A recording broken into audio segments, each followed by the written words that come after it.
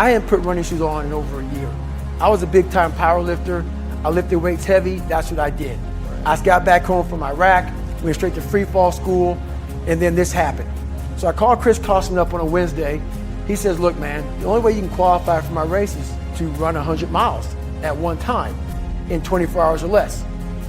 There happened to be a race that Saturday, so 4 days later.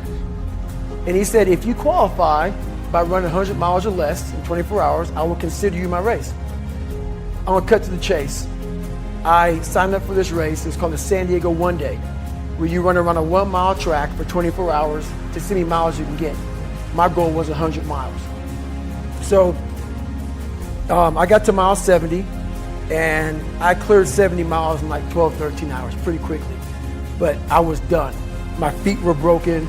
I was stress fractures, shin splints, muscles were tearing. I was in bad shape. I was eating Ritz crackers and drinking Mileplex. That's all I had.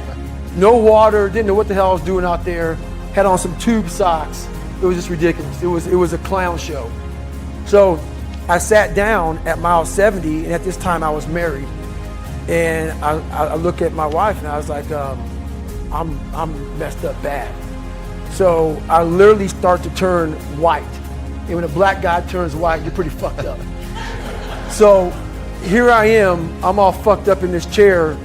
I'm at mile 70, I think I got 30 fucking miles to go. I'm jacked up. I gotta go to the bathroom, and the bathroom's like 20 feet from me, it's a porta potty. I can't get out of the fucking chair. So I'm peeing blood down my leg. Whoa. Pooping up my fucking pack, and I got 30 miles to go. And I can't stand up because my blood pressure's all messed up. I've been in 3 hell weeks, Ranger school, overcome so many obstacles in my life. This last 30 miles of this race is when I realized a human being is not so human anymore. We have the ability to go in such a space if you're willing to suffer. And I mean suffer. Your brain and your body, once connected together, can do anything. And this 30 miles was the life-changing moment. I was out of it. I was in the worst pain in my entire life. I was, to me, on the brink of death. And I was able to chunk this 30 damn miles into small pieces. I was so driven, and I'm not gonna say motivated because motivation's crap. Motivation comes and goes. When you're driven, whatever's in front of you will get destroyed. So I sat in this chair and I was so driven to succeed in this race. And at this time, everybody goes, were you thinking about the guys that died? And I'm not gonna lie to you, I wasn't. This became a personal thing. This became me against this race, me against the kids that called me nigger, me against me. It just became something that I took so violently personal.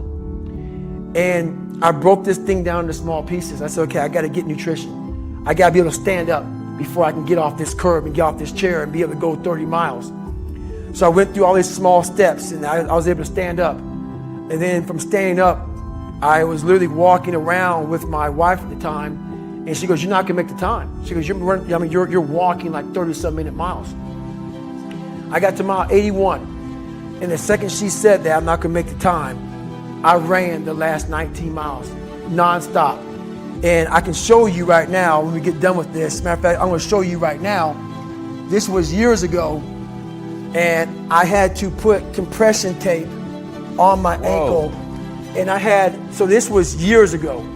I had literally the size of $50. I had to get compression tape. And I taped up my ankles and I taped up my feet. And that's how I got through that race. If you concentrate solely on your career, you can get a long way in your career. And I would say that that's a strategy that a minority of men preferentially do. That's all they do. They work like 70, 80 hours a week. They go flat out on their career.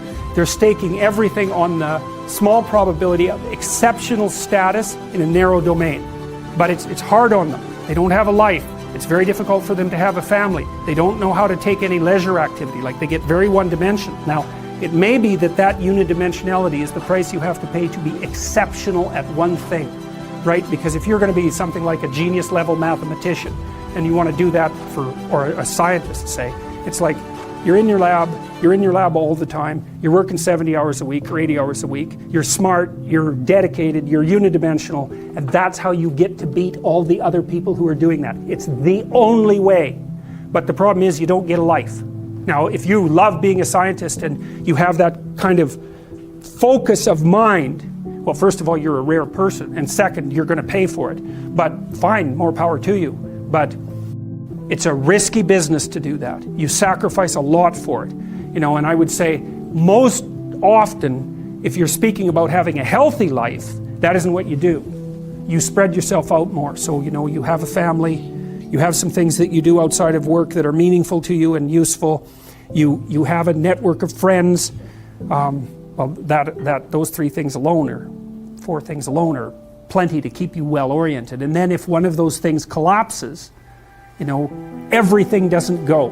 Now, the price you pay for that is the more you strive to optimize that balance, the less likely you are to be fantastically successful at any single one of them. But you might have a very, you know, if you consider your life as a whole, that might be a winning strategy.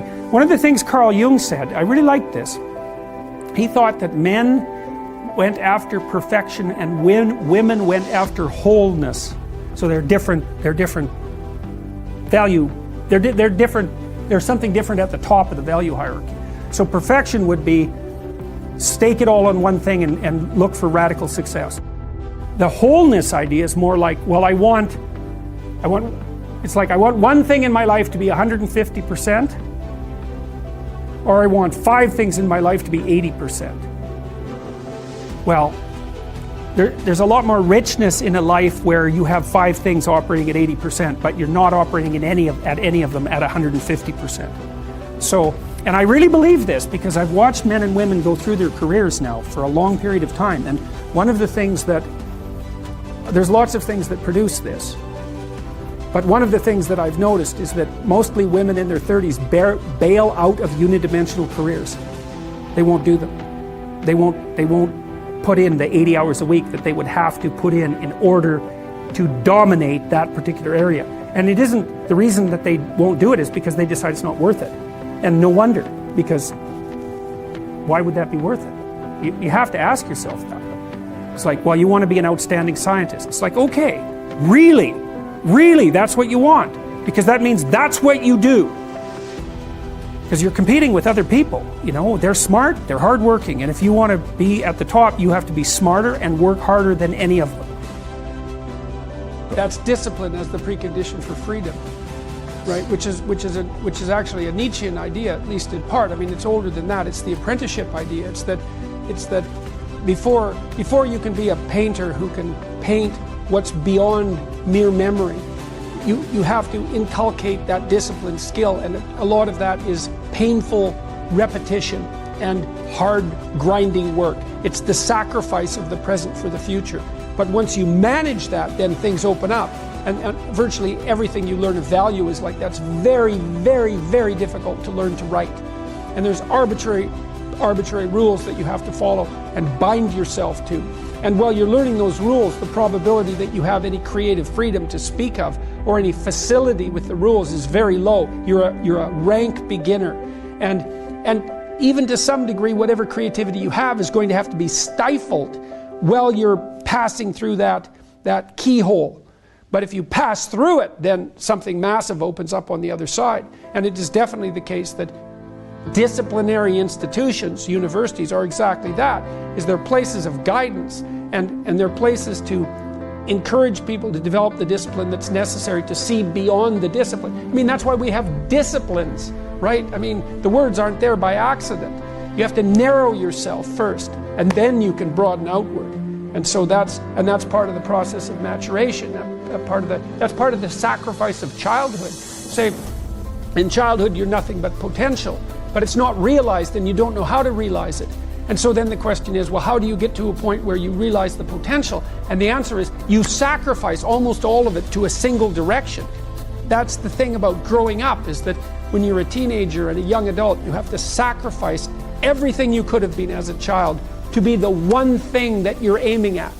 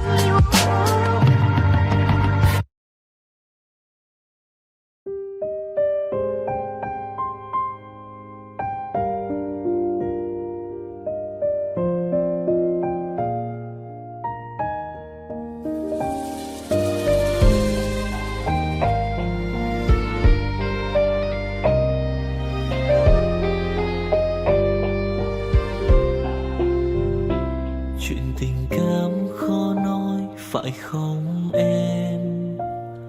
Chuyện tình yêu đâu biết được ngày mai. Rồi hôm nay em bên ai, nhìn em khóc trên vai. Thôi hãy quên đi, về với em hiện tại. Anh còn nhớ về ngày ta còn đắm say. Anh vẫn nhớ về người bên anh khi ấy. Em đã quên rồi câu hứa yêu trọn đời. Em bỏ anh rồi, em vui tình nhân mới. Cuộc tình này đã khác rồi, mình kết thúc em ơi. Chuyện tình này đã chết rồi, còn tiếc chi em ơi. Một lần em gian dối rồi, còn cố yêu không vui. Một lần em đã phản bội, làm vết thương chưa nguôi. Thì anh vẫn sẽ mỉm cười, người khác làm em vui. Còn anh xin kết thúc và giữ chút đau thương thôi. Ở nơi xa luôn nhớ về một mối duyên tình phai. Đường em đi nay khác rồi, còn mỗi anh đơn côi. Đường em đi nay đã khác rồi, còn riêng anh mãi đứng đơn côi.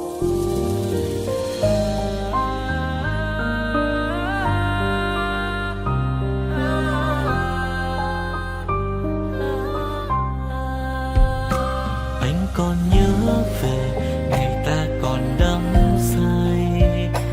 Anh vẫn nhớ về người bên anh khi ấy.